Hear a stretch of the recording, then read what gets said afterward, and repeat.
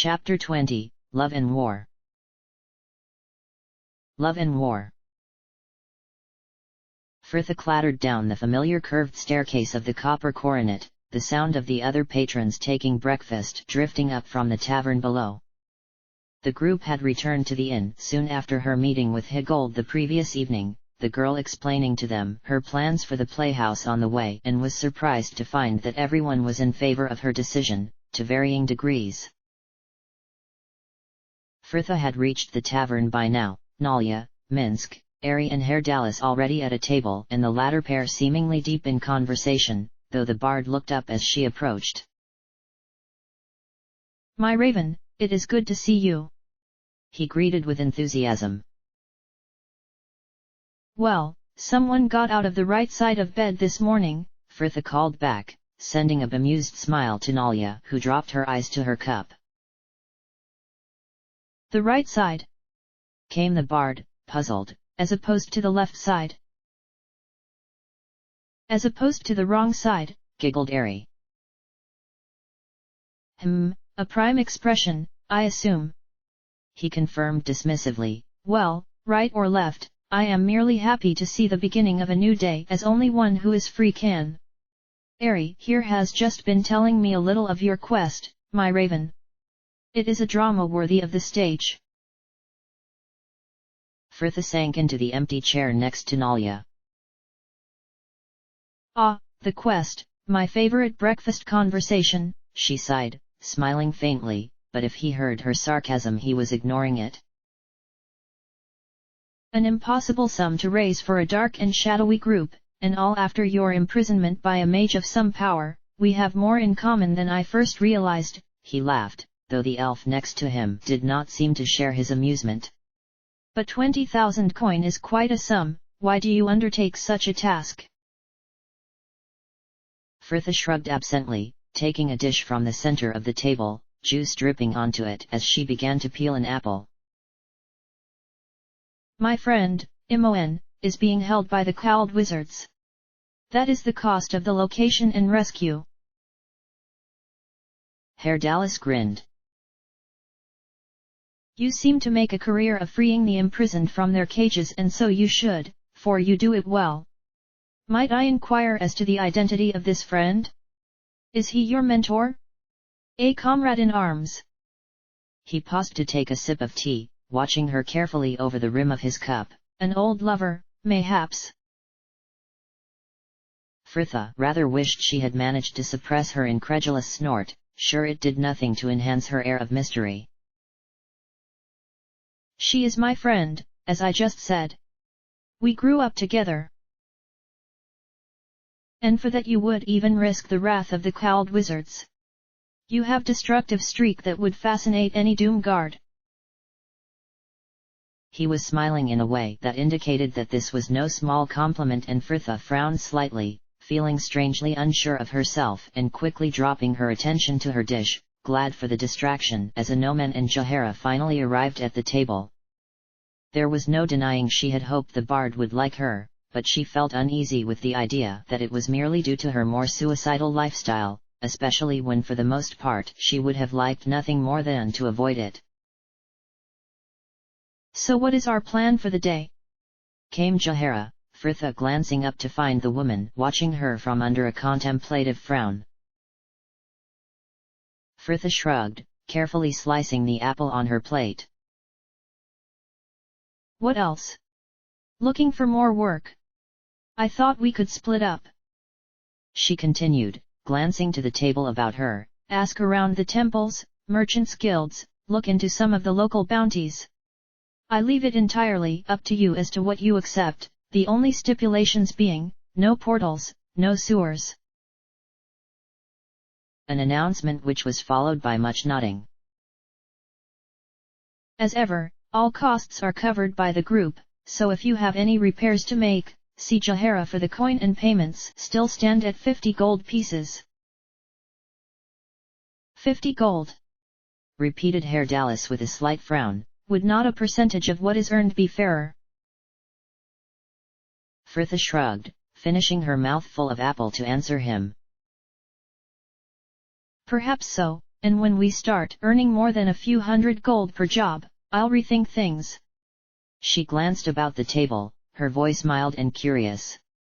Does anyone else have a problem? Say so if you do. A round of even dissent, and Fritha turned back to him with a shrug. There you go. Yes, agreed Nalya, looking positively hopeful. If you do not agree, I am sure there are other companies in Ithkatla that pay better. But the bard just laughed. Oh, no, no. I cannot value gold above the glory I will no doubt find in your company. Fritha smiled slightly. Glory. Yes, the sewers were just knee-deep in the stuff. Okay, groups. I was planning to head over to the council buildings and look at the bounties. I shall join you, came the druid, and Fritha nodded. Jahara had been rather short with her the evening before, and she welcomed this unspoken sign. She was on her way to being forgiven. Fair enough. Anomen and Ari, I was hoping you two could perhaps ask about the temples or at the order. Anomen nodded once. As you wish. Ah. Fritha paused. That left that Herr Dallas, Nalya, and Minsk, and though nothing had been expressed in words, she had the distinct impression since the prison that Nalya and the bard did not get on. You had best go with Anomen and Ari as well, Herr Dallas. She finished firmly, feeling her stomach twinge as the elf's eyes lit up. Well, the group came first. And that leaves Minsk and Nalya. We can ask about the guilds, said Nalya with her first smile of the morning, and Fritha felt her rather deliberate pairings had not gone unnoticed. She nodded. Okay, if we all meet back here for lunch to discuss what we've found, if anything, unless you are busy with work, of course. She glanced to Jahara as she stood, half-eaten apple in hand. Are you ready to go?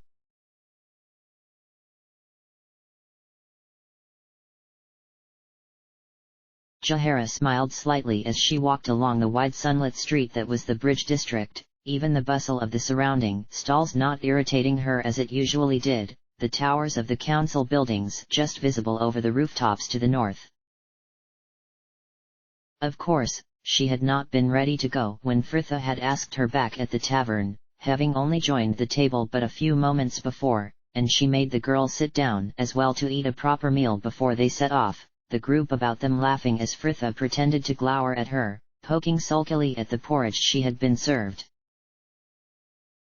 The girl was walking next to her now, absently singing a merry song of love to herself as they made their way across the bridge, looking bright and fair in the sunshine. Jahara sent her a measured look. Her suspicions had been mounting for some time now as to whether Fritha's friendly interest in the newest member of their group was a symptom of some deeper regard. And why are you in such a good mood? She demanded finally, more to see what the girl would say than in hope of learning anything. Fritha glanced to her, seemingly surprised she had noticed before shrugging. I don't know, I'm just happy. Jahara raised a stern eyebrow. You do not know why you are grinning like a loon. But Fritha just shook her head, still beaming, and the druid felt her stomach groan. Fritha may be unwilling to admit anything, but Jahara had been in the world long enough to be able to read the signs. Oh, Fritha, really, not the bard. I am sure you could do considerably better than him. Even the squire would prove better company, at least he is trustworthy. Fritha had looked set to deny everything until Jahara's mention of the priest, her laughter clearly overwhelming any dissent she had planned. Anomen! She cried with incredulous amusement. It would be worth the embarrassment of me suggesting it just to see the look on his face. The poor man would likely die laughing, as long as he survived the initial shock, that is. Besides, she continued, turning back to their path with a furtive smile, I don't know why you seem to think ARandomAudiobookAppeared should have any influence on my mood, good or otherwise. I am just happy to be back in the city and looking for work with my favorite druid. Come on. She laughed, tugging her sleeve playfully, join in. And the girl continued her song, a touch more loudly than before as well, the slight laughter that wavered behind the tune only making it more endearing. People were glancing to them as they passed, some seeming to appreciate more than just the singing, and Jahara found it hard not to smile. Whatever the reason for her apparent joy, the girl was certainly looking better for it, smiling in a bright way that made her look closer to her age than experience and circumstance usually allowed her. It had been too long since she had seen Fritha properly happy. She only hoped that its root would not also be its end. "Hail there, ladies," came a voice, and Jahara glanced up to see a member of the Amnian watch beckoning to them, heavy leather armor strapped tightly over his scarlet tunic. Fritha stopped her song abruptly, throwing a glance to her as they approached and looking a touch embarrassed as he continued. "You are just passing through the district?" The druid nodded curtly. "Yes, is there a problem?" "Not for you, I am sure," he said, his eyes taking in their weapons. "I am just making it my business to warn all who pass this way to be on their guard and report any suspicious activity to the watch. Another body was discovered early this morning and I don't have enough men to patrol the area regularly." Fritha looked instantly alarmed. "Another body? What do you mean?" "You knew in the city?" he asked, seeming to know they were without any answer. "Well, that's fair enough. The last killing was about a month ago now, which makes 6 since CHES. Someone is murdering the street people in and around the bridge." Jahara raised an eyebrow. "And you seem to think these killings are related?" The man laughed grimly. "Oh, I know they are. Each of the bodies was found the same way, stripped, lain out neatly as though ready for burial and minus most of their skin." "Their skin? That's monstrous!" cried Fritha, and Jahara shared her dismay, though not her surprise. Whoever this murderer was, they were clearly disturbed, yet such things could only be expected when people insisted on cramming themselves into the unnatural madness that were cities. The guard nodded, continuing gravely. "I am inclined to agree with you, miss, but without proper patrols of the area I fear we do little more than reduce the frequency of the attacks. A local merchant has put up a reward of 500 gold for the killer, dead or alive, but there haven't been any takers to my knowledge." "Until now," muttered Fritha, throwing her a glance, eyebrows raised, and Jahara nodded her agreement, the girl continuing. "We could look into this for you, if you wish. We have been known to deal with such matters in the past." "Truly?" he exclaimed, looking in the same moment both surprised and hopeful. "Well, I'll lend you any assistance I can. I'll just be glad to see the district safe again." "Do you have any clues concerning the murders?" asked Jahara. They had to start somewhere after all. The guard shook his head, but the hopeful look remained. "Indeed no, but plenty of people about here have seen things. One of the local prostitutes found the last body back in Eliasias and we haven't moved the latest victim if you wish to have a look." Fritha nodded once. "Lead on."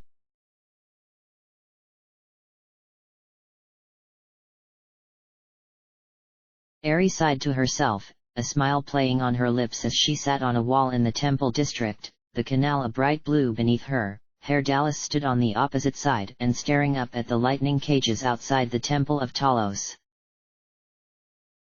She, ARandomAudiobookAppeared and a Nomen had left the inn some hours ago, visiting the temple of Ilmater first, at her insistence, for their beliefs were close to her own and there was no shrine to Berver within the city.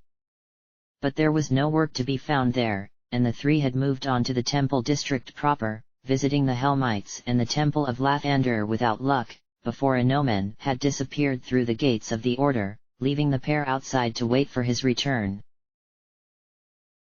Eri gazed across the path, letting her eyes drift over the man before her, the look of dark fascination he wore as he watched the lightning crackle and leap making her heart quicken. He was so worldly, so traveled, always with some tale of the plains, or poem for her. Something which only she seemed to appreciate, Eri considered, mildly irritated on his behalf by the unfailing amusement of the others whenever he would recite some verse before them. Yet his ignorance of the prime was endearing too, and she liked the idea that they could learn from each other. He glanced back to her, catching her watching him and sending her a grin, Eri glad that he had turned back to the temple as she felt her cheeks burn. She thought she would have grown accustomed to him by now, but it had been the same ever since she had first seen him in Mechrath's dungeon, the slightest glance from the bard enough to leave her flushed and breathless. And yet, it was more than just an infatuation. She had always felt like an outsider, ever since she had been taken from her home all those years ago. But there was something about him, perhaps the idea that he was so different from everyone as well, that made her feel as though she belonged, as though she was no longer alone, and she could not bear the idea of losing the feeling again, not so soon after leaving the circus. The circus. That had been the last time she had felt so enamored too, and her thoughts returned unbidden to Holland, the fair half-elven acrobat who had joined their troupe for the season one spring years ago now. Always so full of life and fun, he had made it clear he had held regard for her. But though she had returned his feelings, she had been timid and hesitant too, encouraging his companionship as much as she shied from it, and the boy had tired of the confusion in the end and did not stay with them once the circus had made camp for the winter. Eri had regretted him and her unfounded reluctance for a long time afterwards. It was a mistake she was determined not to make a second time. "You are melancholy, my dove," came a voice, and she glanced up to find Herr Dallas walking back to her with a concerned look. She shook her head, smiling again. No, I am fine." He smiled as well, gesturing back to the temple before them, lightning still arcing about the spherical cages. "Beautiful, isn't it?" The effect was rather pretty, though she was sure that was not their intention. The cruel religion more focused on the more destructive qualities of storms, and Eri frowned slightly. "They don't worship its beauty, they like the destruction, the chaos." She trailed off, suddenly aware that they sounded like the sort of people Herr Dallas may have got on quite well with. "They are murderers," she finished firmly, glad for a fact that separated the Talosians from the man, though he did not seem to notice her words. Glancing to something behind her, and she turned to see Anomen walking across the canals towards them. "You have a quest for us, Knightling?"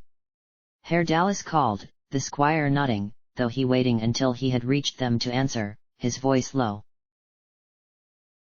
"I have just been speaking with a friend of mine, Sir Eric.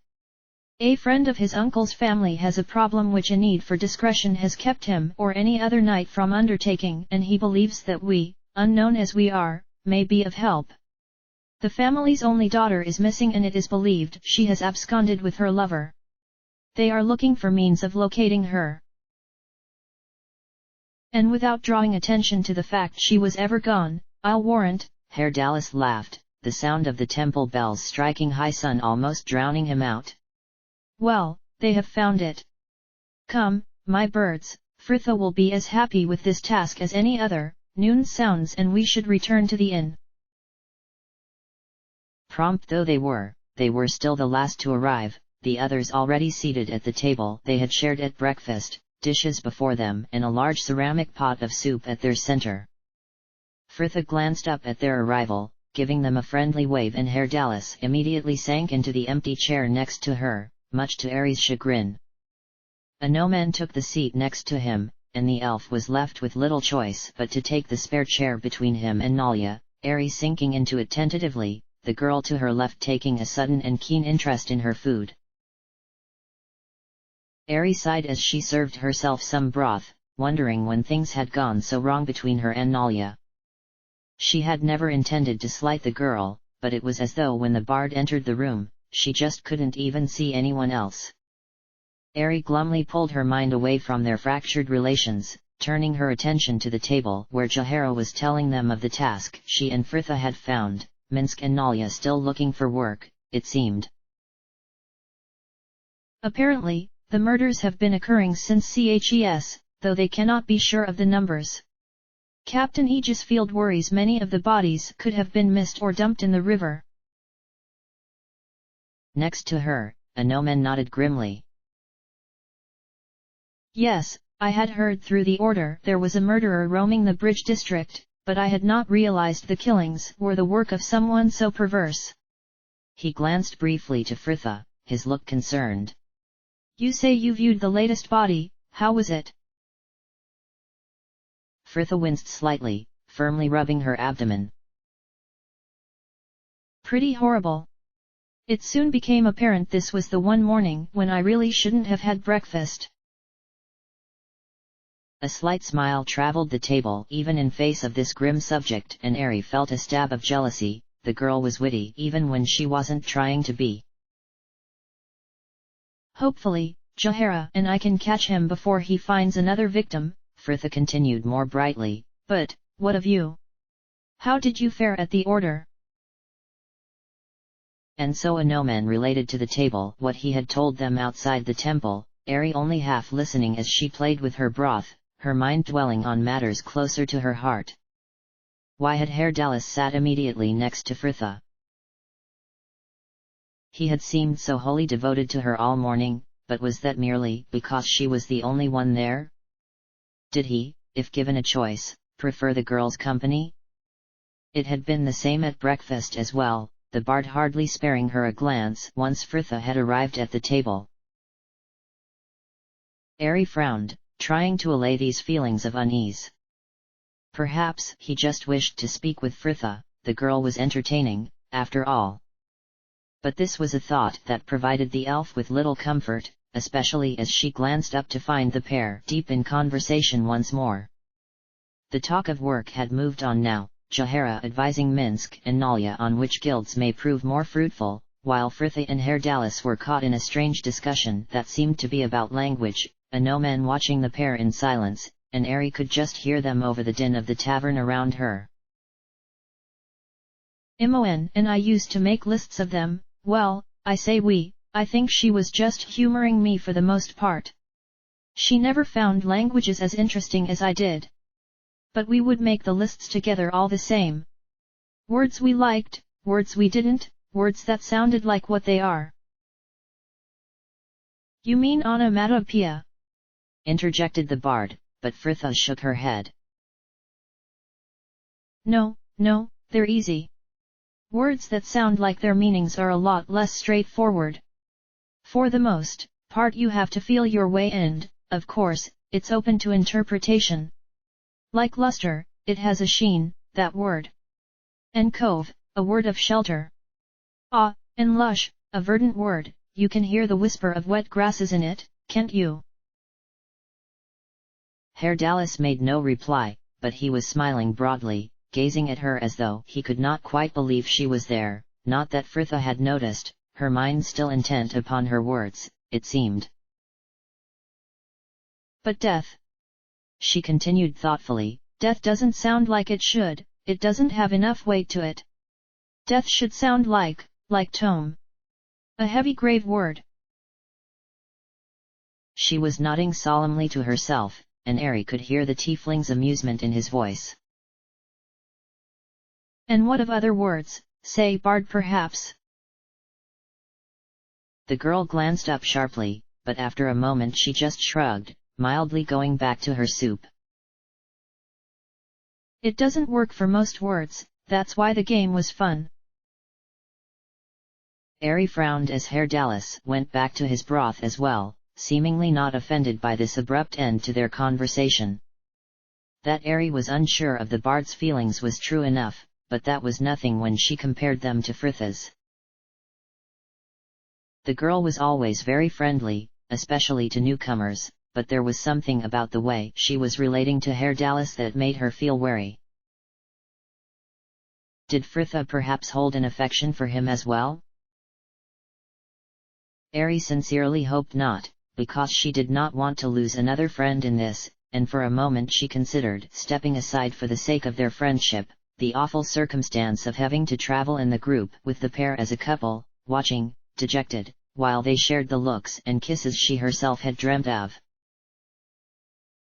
Ari swallowed, feeling instantly very emotional and very silly.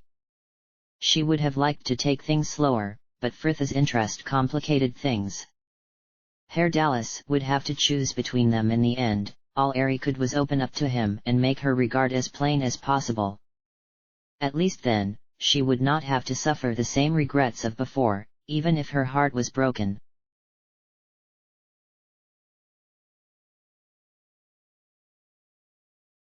A no-man walked along the quiet cobbled street, the sound of Herr Dallas and Ari chattering following him as the three made their way through the well-kept houses of the more affluent southeastern quarter of the city. It had been pleasant to meet with Eric once more, for his friend had been away on campaign the last time he had visited the Order and he had missed their companionship long before he had left for Fritha's company. Eric's knighthood had thrown up something of a wall between them, and one a no-man was now quite willing to admit was more his doing than his friend's.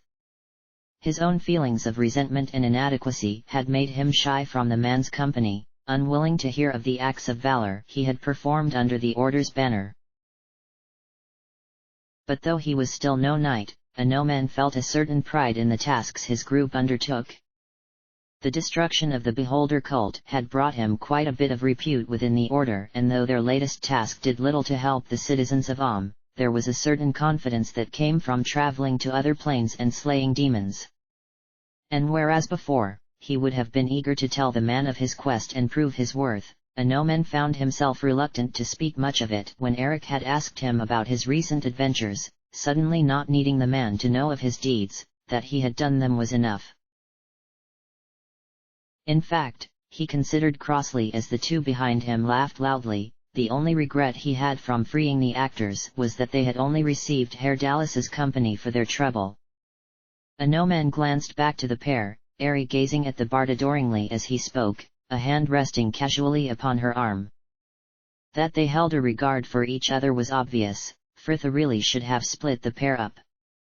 Or at least not sent them with him, he considered, as Ari giggled again in a most irritating manner. A no-man frowned as he thought back to lunch at the inn. After Fritha's rather odd conversation with Herr Dallas had ended, Ari had caught his attention and she and the bard had spent the rest of the meal talking across him, much to his annoyance, Fritha offering him a commiserating smile as she finished her soup and escaped off to the bridge district with Jahara. A no-man understood that sending Herr Dallas with Nalia might not have been conducive to the smooth running of their group as it stood at the moment, but why couldn't Fritha have taken the bard with her? He sighed, pulling his mind away from his irritation as they finally arrived at the correct house, the squire knocking firmly on the heavy wooden door, and it opened a moment later to reveal a young housemaid of about 18 summers, the girl still drying her hands on her slightly crumpled apron, mousy curls tied neatly under a starched linen scarf. Yes, sir. She came tentatively and a no-man smiled. Good afternoon, I am a no-man Dalrin of the Most Noble Order of the Radiant Heart. I am here to speak with Palace Cornwell. The girl brightened slightly. Oh yes, sir. We had a messenger earlier saying to expect you. Please, follow me. She let the door swing wide, turning to lead them down a hallway past several doors and into an airy high-ceilinged room, the walls painted a cool shade of blue and the furniture within all looking very new. The maid bade them sit, disappearing as soon as they had, though it was only a moment before a no-man was on his feet again, standing politely as the maid re-entered, a broad dark-haired man and petite blonde woman both of middling years following her, and Ari hurried to stand as well, a moment passing before the tiefling reluctantly followed suit. "Thank you, Avis." The man nodded and the maid bobbed a timid curtsy, before hurrying out, shutting the door quietly behind her. "I thank you all for coming," Pallas began once they were all seated once more, his voice holding a firmness that belied the fatigue on his face. "These last few days have been a very trying time for Dinah and I." The woman next to him stifled a sob, pressing a handkerchief to her thin lips, and he patted her hand gently. "What do you know of our daughter's abduction?" "Abduction?" came Ari gently with a surprise that mirrored a noman's own. "I thought she, well, ran away." "She did not run away," his wife burst out suddenly, her red-rimmed eyes wide. "Helena was happy here. She never would have left us had she not been corrupted by that wretch, Lursand." "Dinah, please," Pallas soothed, though there was a steel behind his words. "I fear my wife is correct though. Our daughter is young and cannot understand the consequences of her actions. Lursand is a thief and a scoundrel who has exploited Helena's naivety, poisoning her against a family who loves her." "But why?" asked Ari, even more quietly than before, the memory of the woman's previous outburst clearly still fresh in her mind. Pallas frowned grimly. "Why, for money, of course. We are wealthy, he is not. Helena is our only child and stands to inherit everything. When we found out they had been meeting, we tried to make her see reason, but she is a child and does not understand the harsh realities of the world yet. She refused to believe the thief could ever use her so, and when we tried to press our case, he stole her away. Perhaps he hopes to ransom her back to us, or, I do not know." He finished with frustration. "I only wish for my daughter back." They spoke little after this, Pallas merely detailing the last time he saw his daughter and what she had taken with her in hope this would lead to some clue as to where the thief could have hidden her, before they all rose and moved back out into the hall. He and his wife excused themselves as the maid, Avis, arrived, the girl leading them politely back along the hall, though she paused before they reached the end, hastily pushing open the door next her and turning back to them. "Might I speak with you all a moment?" she asked, her voice little over a whisper. A noman nodded once and she disappeared through the door, the others at his back as he followed her into a well-kept kitchen, a fire crackling in the hearth, copper pans hung neatly on the chimney breast above and gleaming brightly. Avis drew a deep breath, wringing her apron nervously and glancing to the door as she began. "I would not say anything, but you are from the order, sir." Here she nodded respectfully to a noman. "And I know you can be trusted to act justly. It is about Helena, and well, Lursand." "You knew him?" asked a noman, noting her use of the name. "Not as such, sir, but I was good friends with Helena, and her leaving was not at all how the master painted it." "You were listening in?" A blush crept into her cheeks, though her voice remained firm. "No, sir, but I know well enough what will have been said. The boy corrupted their daughter, charmed her away from her parents." She shook her head, her timidity giving way to a sudden passion. "But Lursand loved Helena, truly. I could have shown you his letters had they not burnt them all when they found them." Avis sighed, regaining her composure to drop her voice, sending another furtive glance to the door as she continued. "This family is new to money, their business only just came good last year and it has made fools of them. They moved from their home in the docks, Helena taken away from all her old friends, suddenly she was too good for them. The master's words, not Helena's, for she was desperate lonely and no number of fine dresses would change that.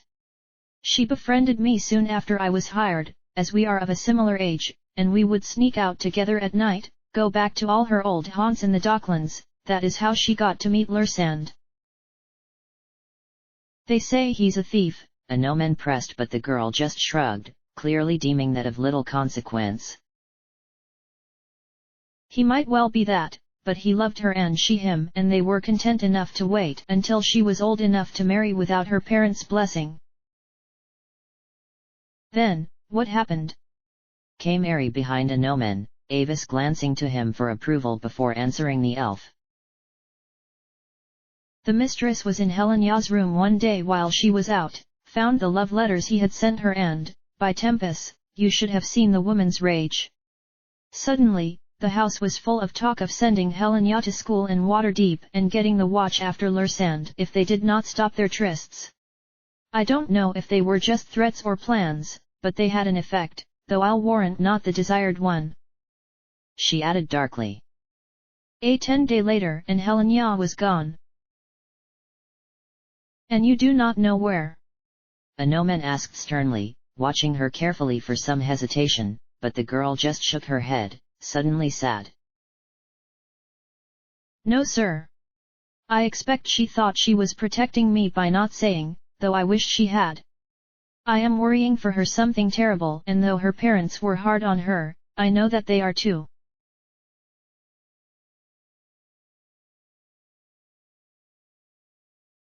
Herr Dallas sat back in his chair, his foot untouched as he gazed about the tavern around him, watching the other patrons as another brief scene in the story of their lives played out. He, Ari and the Nightling had returned to the slums an hour ago, Nalia and Minsk already at a table, and they had joined them, eventually ordering food, though Herr Dallas was not particularly hungry. He had never been sure whether it was the influence of his heritage or not, but he had never had much of an appetite, or indeed the same need for food most other people had, and could quite happily exist for days without eating a thing.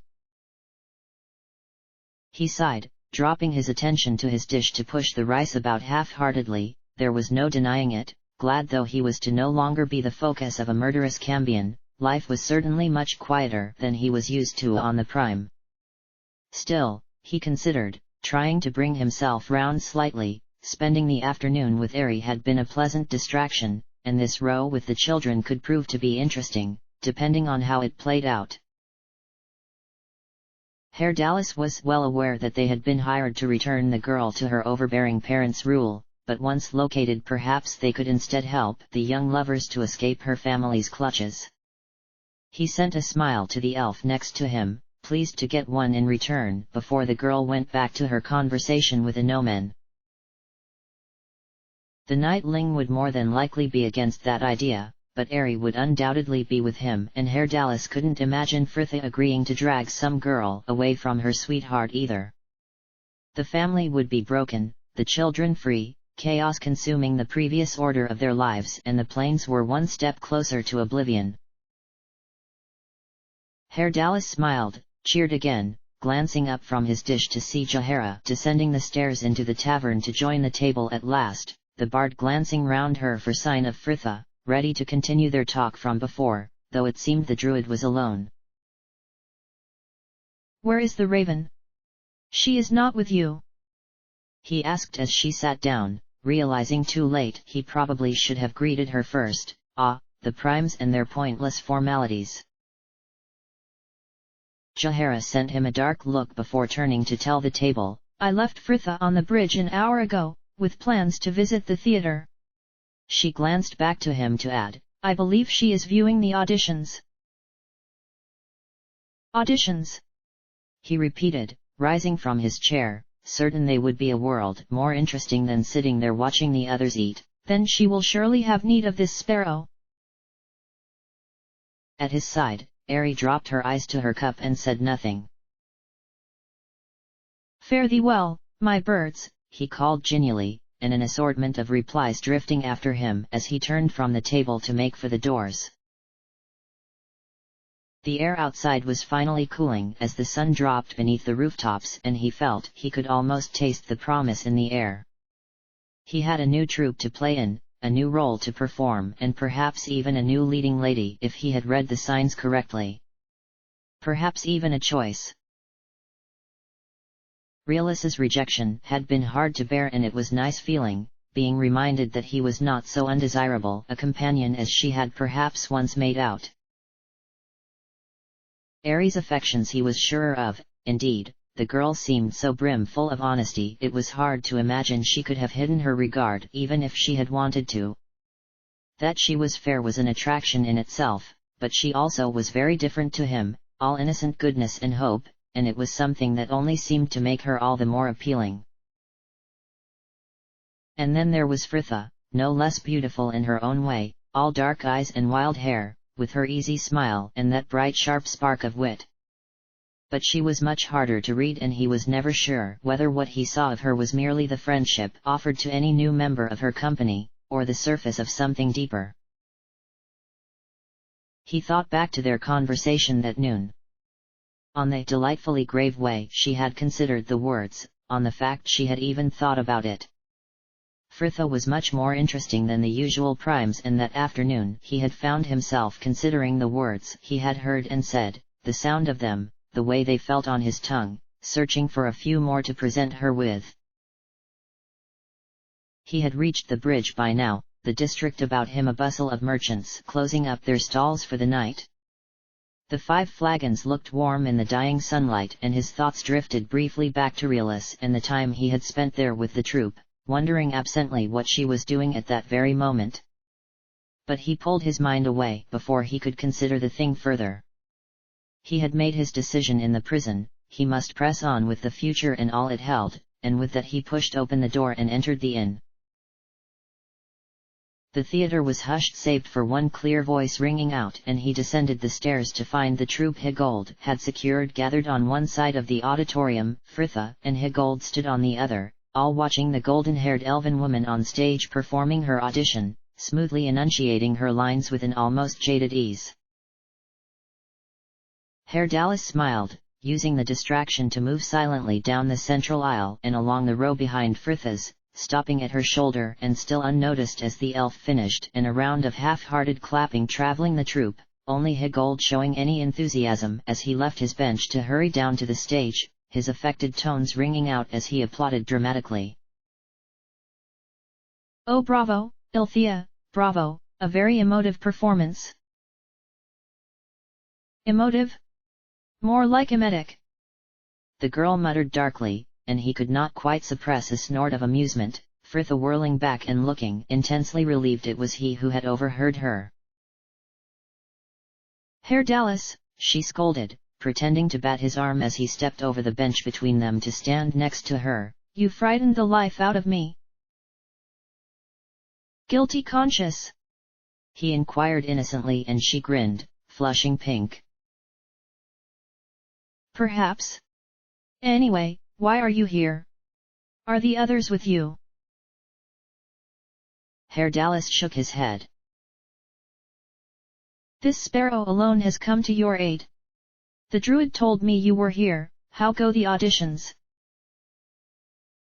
She shrugged, turning back to the stage. "Well, we've found all the minor roles and Zurin's playing the male lead, Veldon," she answered, pointing to a tall handsome human of dark blonde hair and middling years. "It's just the role of Karenina we're having trouble with. I've seen almost every woman in the company. One more to go and then I'm going to start auditioning the men again. I hear they can work wonders with the right makeup." "Really, my raven?" he laughed, the girl looking quite enchanting as she tried to hide her own smile in her sleeve. "You're not tempted by the role yourself then?" he continued, already knowing her answer, though her bluntness surprised him. "No," she said shortly, glancing back to the script in her hand without a hint of coyness. "You know as well as I would be awful. Who's next, Higold?" The director glanced back to her as Althea swept from the stage. "Ah, Jenna, lady patron, but, well, she's just finishing in wardrobe. Tell me," he continued carefully, his voice dropping as he walked back to them, "what did you think of Althea?" Fritha's face was a mask. "She seemed nice enough. As I said, I would see all auditions before making a decision. Yes, of course, he agreed quickly, slyly watching her face. He continued, I'm sure she understands, she has been an actress for decades now. You know, she has quite the reputation in Waterdeep, we are very lucky to have her in the troupe. I'm sure her reputation is well deserved, continued the girl evenly, and Herr Dallas could hear the disapproval behind her words, though Higold seemed to brighten. Could you go and hurry Jenna along please? Certainly, Lady Patron, he smiled, bustling off, and Fritha sighed tersely. This Althea? Herr Dallas questioned, using the need for discretion to close what little gap there was between them, his voice low. You did not appreciate her performance? Oh, she was all right, the girl conceded quietly. A little overly dramatic for my tastes, all talk and no feeling. In fact, I was rather given the impression she was bored with the piece. It was more her attitude that gives me pause though. She got on everyone's bad side within about 3 seconds of walking onto stage by demanding complete silence in the auditorium so she could center her muse, and then she spent the next 5 minutes insisting the crew reset the angle of the lights because they were dazzling her. I'll warrant the only reputation she has in Waterdeep is that of a silly prima donna. She finished with a smile he shared, the tiefling placing a hand lightly on the small of her back, though she stiffened instantly and he removed it feeling a touch injured. I meant nothing by it. No, I know, she conceded gently, still looking a touch uncomfortable. It's just people don't usually lay hands upon each other so casually here. Herr Dallas shook his head. You primes are a strange lot, though perhaps I am making too sweeping a generalization here, my raven, he continued with a furtive glance to her, for Ari certainly does not seem as averse to my hand as you. He had meant it to rile her, hoping to see a little of the jealousy he suspected was there and confirm her feelings for him. But apart from a momentary surprise, Fritha remained impassive, nodding absently as she turned back to the stage. Well, she is an elf, I imagine they are brought up differently to the human cultures, and even within those the customs differ greatly. Ah, Jenna isn't it? She continued genially to the fair, brown-haired girl who had just walked onto the stage, wringing the sleeves of her dark blue dress and looking nervous. Fritha smiled kindly. In your own time, dear. The girl nodded once, clearly steeling herself, and began. That she stumbled over her lines here and there was true, and her gestures seemed a little forced in parts, but her nerves seemed to add rather than detract from the gentle innocence of the role, and the girl was young. Herr Dallas could see the potential for greatness within her. He glanced to Fritha, gazing up at the stage, nodding now and then as though making note of something, and when the girl had finished she smiled broadly. Thank you, Jenna. The girl nodded politely and hurried from the stage, Fritha turning to Higold. Are there any more to audition? Ah no, my lady. Fritha turned to the troupe, who were all watching her with looks that were a little too nonchalant, and Herr Dallas suspect this choice of leading lady could be a contentious one. Right, if you could just give us a few moments, please, she called politely, waiting until they had all filed backstage before turning back to Higold, suddenly earnest. I liked Jenna. Higold frowned slightly, clearly considering the most tactfully way to disagree with her. Yes, my patron, a very, nice performance, but she did seem rather nervous. Fritha shrugged mildly. That will pass as she rehearses. Well, yes, quite, continued Higold, but there are some within the troupe who have much more experience than she. You refer to Althea? The only thing I can see she has had ample experience of is getting her own way. Her performance was flawless as it was soulless. Higold frowned again but nodded all the same. I will concede that perhaps she was not giving her all to the audition, but consider the presence she could bring to this production. Herr Dallas was surprised at the way Higold seemed ready to accept the actress's attitude because of her apparent fame. If the woman had considered the audition beneath her effort, then that alone would have given him cause not to allow her the role, and Frithha remained similarly unmoved. A presence that can serve just as well in a secondary role. Jenna is in earnest. She cares about the role. Althea cares only that she has the lead, and I am loath to feed her ego even more by giving it to her. But, Lady Patron, consider. Frithha sighed, smiling faintly. We are both set, it seems. The deciding vote is yours then, Sparrow. Herr Dallas smiled through his surprise. He was quite happy to give the decision his consideration, though he could not help but be flattered that she would value his opinion as highly as he himself did. Higold though did not, it seemed. You are just letting him decide? What does he know of the theatre? More than me, she answered evenly, not even sparing the man a glance. Just speak your mind, Herr Dallas, I shall not hold it against you if you side with Higold. Her voice was mild, her look open, and in that moment he would have said anything to please her, though, with luck, on this occasion his true opinion allowed him such. Well, my raven, I hold with you. Jenna is the one. She nodded once. That's settled then. Come now, Higold. She smiled kindly, as the director gave a disgruntled sigh. Did you really want to spend the next 6 months dancing to Althea's whims? That seemed to bring the man round slightly, and he nodded, gracious in defeat. No, you are correct, my patron. We do not need such upsets for our first performance either. Frithha's smile broadened. Good, then we are in agreement. Call them back in please, Higold. I shall tell them the decision. It will serve better if Althea sees you as blameless in this. He seemed about to protest, but perhaps the thought of Althea's wrath entered his mind, for after a moment he nodded, Herr Dallas watching him hurry off backstage before turning to the girl at his side, Frithha glancing to him with a grin.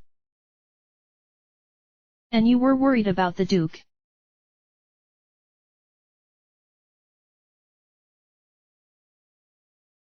Frithha's predictions were correct, in that the elf had quite a few things to say on the matter of her decision. But she held fast, using a combination of firmness and flattery to coax the elf into accept the secondary role of the maid, and although not pleased, the woman was at least mollified. For the moment, in any case, Frithha considered darkly, sure she had not heard the last of it. Still, she could not regret her decision, not in the face of Jenna's joy, the girl bursting into tears as soon as the announcement had been made, and the troupe's young harpist, Marcus, was still sat with her, trying calm her with some wine when Frithha and Herr Dallas left. They were in the slums now, walking back to the coronet in comfortable silence, the evening air cool and still about them. Herr Dallas was humming a tune she did not recognize under his breath, the composition much more dissonant than she was used to, though it was a nice melody, albeit a haunting one. Frithha smiled slightly as she watched him walking next to her, pale in the twilight, his hair stained a dark indigo. She did like him, of that she was sure, but his regard for her. She frowned slightly, trying to make some sense of the jumble of thoughts within her. His comment about Ari had stung, and Frithha could not quite forget about how he had flirted with both her and Ari whilst still clearly holding affection for Relis. Perhaps it was all just a game to him, perhaps it was just what he did with pretty girls he met, and he meant nothing by any of it, and Frithha was put in mind of the time when they were children. She had found Imoen outside the stables crying because one of Flydia's cats had caught a bird. The poor thing had hurt its wing and could not fly away, though it would make a valiant effort every time the cat released it, letting the bird flutter and stumble to just out of its reach before pouncing on it again. Imoen stood watching helpless beneath, could not understand why the cat was being so cruel, and Fritha had no answer for her either, Flydia finally arriving to shoo it off and explain gently that it was not cruelty, but instinct which drove the cat, it was just its way. Perhaps it was the same with Herr Dallas, he did not mean any of it unkindly, it was just his way. And would you be happy with that? Just flirting with him? Watching him flirt with others? Fritha shrugged to herself, unsure either way. Such a situation seemed like one of those things that would look very straightforward on paper and be hideously complicated once people and feelings and all that nonsense got involved. Besides, there seemed little point in worrying about it at the moment, only time would tell whom he liked and just how much. If it had just been her and he, she may have felt braver, but Aries' interest had complicated things somewhat, and Fritha decided the best course was to just step back and watch what happened, rather than pressing her affections and making an idiot of herself. Fritha shivered slightly. Especially when the idea of even trying to take his hand right now was making her break out in cold sweat. In the end, the choice would be Herr Dallas's, and if he liked her then it shouldn't really matter if Ari or Nalia, or half the female population of liked him. He turned to give her a warm smile, eyes watchful behind the gesture, and she smiled back, trying to show her affection on her face, though perhaps he saw only her worries there, for he frowned slightly. Is something wrong? She shrugged. Just thinking about the playhouse. You know, it is the first theater I have ever even seen, and suddenly it's mine and I'm organizing a play for it. It all feels very strange. Herr Dallas beamed, his tone almost condescending. Do not fret, my raven, for I can see you have a gift for such things, and I shall always be around to give you the benefit of my talent and experience. Fritha laughed lightly. Modesty was clearly not one of Herr Dallas's strong points, but his confident air rather suited him. It is as I said before, he continued gravely, ignoring her laughter, I hold with you. He was staring at her, his eyes intense, as though waiting for her to do something, and she turned quickly back to the path ahead, suddenly embarrassed. Well, it is nice to know I am not alone in this, she continued brightly. She could still feel his eyes on her though, and was wrestling with herself to turn back and, well, she hadn't quite got that far yet, but after a moment he turned away as well, his voice as bright and even as hers had been. No, I will help you in this venture. Have I told you of the time, my raven, when the Sigil troupe were performing in Trade Gate? Fritha smiled, letting his voice drift over her, feeling glad she had not acted before. There was no need to rush into things, and there was an enjoyment in just being friends. She drew in a breath of cool air, her worries giving way to a thrill of anticipation. That night seemed full of possibilities, and she could sense a beginning in the air. Work had been found, she had a play to produce and a new friendship to nurture. My raven, came his voice next to her, and she glanced to him, his stern look not quite hiding the amusement in his eyes. You have that absent look again, you are not listening. She laughed warmly and shook her head. I'm sorry. Start again, you have my full attention this time, I promise.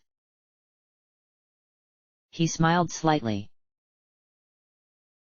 If it were anyone but you. Some years ago now, the Sigil troupe were performing in Trade Gate. End of chapter.